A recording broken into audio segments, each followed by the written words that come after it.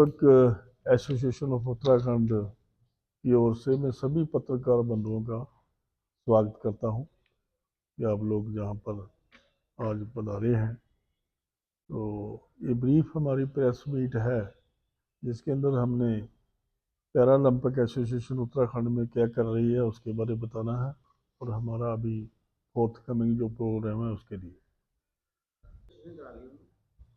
Sir अभी हमारे पास जो रजिस्ट्रेशन आए हैं 80 से 85 के बीच में हमारे पास अभी रजिस्ट्रेशन आ गए। 10 कल एक और confirm और हुआ। 10 कल हमारा एक और हमारा क्या ट्री करके एक लर्निंग ट्री लर्निंग ट्री करके एक स्कूल है यहाँ पर। तो हाँ जी, तो उसमें जो है 10 बच्चों का वहाँ से मैडम है वो लर्निंग ट्री है। उसमें क्या है ऑटिज्म के बच्चे हैं। ऑटिज्म के बच्चे क्या होते हैं, थोड़ा सा स्लो लर्नर होते हैं। मतलब वो थोड़ा आप किसी चीज़ को बताएंगे तो 5-6 बारी बताएंगे तब वो समझते हैं।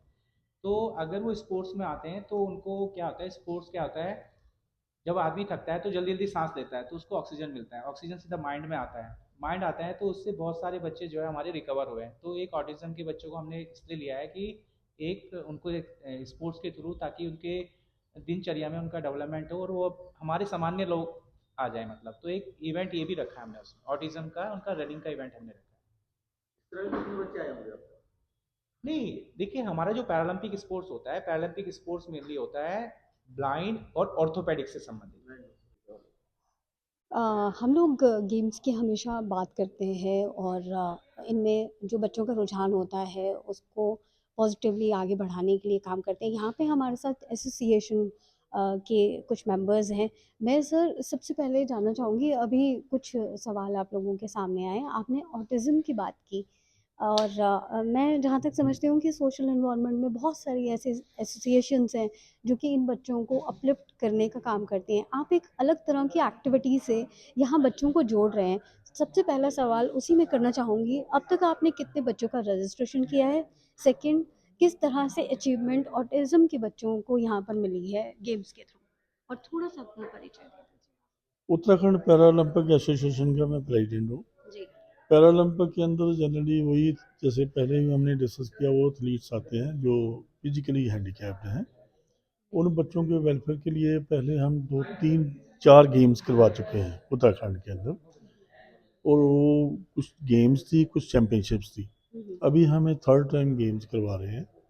और इसके अंदर जो आपने रजिस्ट्रेशन का क्वेश्चन पूछा, वो जैसे ही हमारी पार्टिसिपेशन आनी शुरू होती है तो उसके टाइम ओपनिंग डे के दिन पता चलता है कितने लोग रजिस्टर्ड हैं हमारे साथ।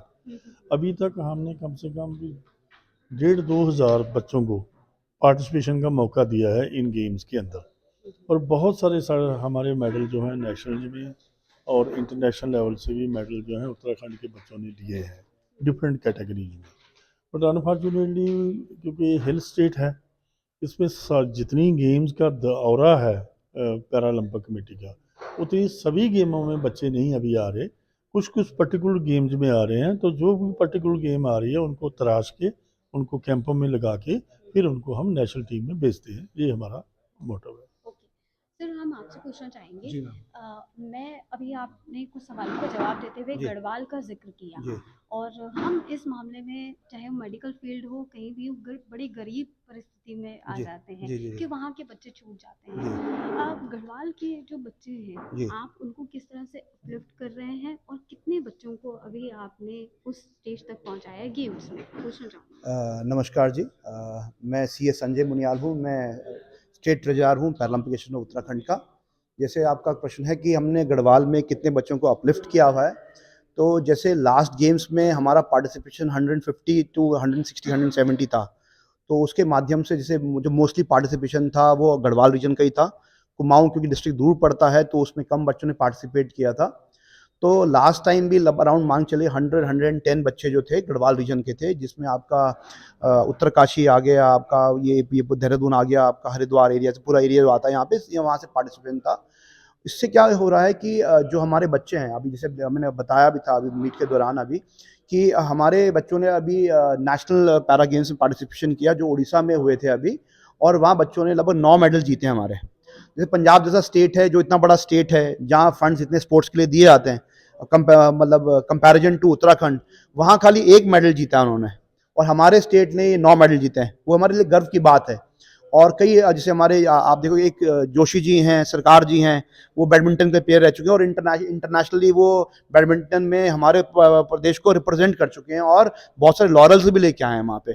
और जैसे आपने एक बात उठाई थी ऑटिज्म की, तो जैसे एक दो यहाँ स्कूल्स हैं यहाँ पे जिनको हम जानते हैं, इनका मैं ऑल्टर भी हूँ। जैसे एक लर्निंग ट्री स्कूल है आपका धर्मपुर में, तो वहाँ हमने कांटेक्ट किया, तो वहाँ पे भी उन्होंने किया कि 10-12 बच्चे हम लोग उनको भेजेंगे, जिससे वो बेसिकली उनका पार्टिसिपेशन खाली रेसिंग में रहता है, कि ऑटिज्म के बच्चे जो हैं बेसिकली बैडमिंटन उनका रिफ्लेक्स इतना फास्ट नहीं होता है, तो वो बाकी गेम्स में नहीं खेलते। जो पैरा के जो माध्यम से जो उनको पार्टिसिपेशन होगा वो खाली रनिंग के लिए रहेगा बेसिकली।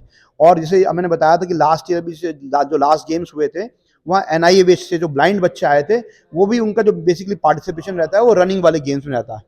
तो ये हमारा सपोर्ट है और हम चाह रहे हैं कि आगे इस मूवमेंट को और आगे बढ़ाया जाए, इससे कि हमारी ये जो हमारी हमने जो किया है ये आगे और अगले साल हम लोग और अच्छे से गेम कर सकें और बच्चों का पार्टिसिपेशन हो उसके अंदर, और जो पैरा मूवमेंट है ये उत्तराखंड में बहुत बढ़ चढ़ के आगे आए।